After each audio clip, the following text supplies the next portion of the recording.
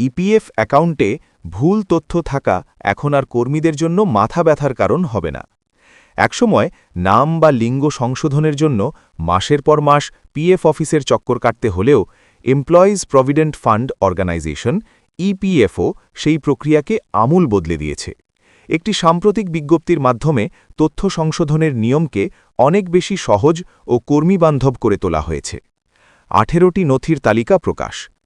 EPFO জানিয়েছে এখন থেকে নাম বা লিঙ্গ পরিবর্তনের জন্য মোট 18 ধরনের নথির যে কোনো একটি জমা দিলেই কাজ হবে।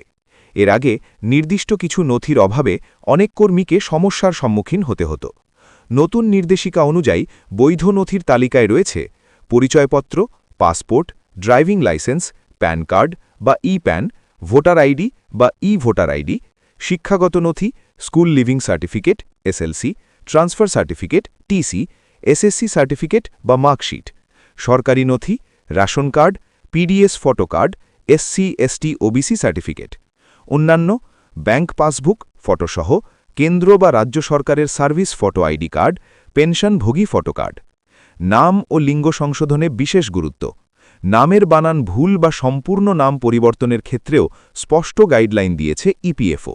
যদি কেউ নাম পরিবর্তন করেন তবে গেজেট নোটিফিকেশনের পাশাপাশি পুরনো নামের সপক্ষে একটি সহায়ক নথি জমা দিতে হবে।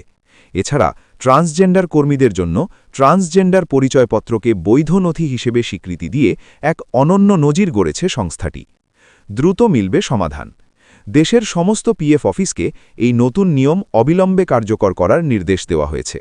এর ফলে ডিজিটাল পদ্ধতিতে বা সরাসরি অফিসে গিয়ে কর্মীরা আগের চেয়ে অনেক দ্রুত তাদের অ্যাকাউন্টের ভুল সংশোধন করতে পারবেন। স্বাস্থ্য প্রকল্পের কার্ড, সিজিএইচএস বা ইসিএইচএস এর মতো নথিগুলিও এখন থেকে গ্রহণযোগ্য বলে বিবেচিত হবে।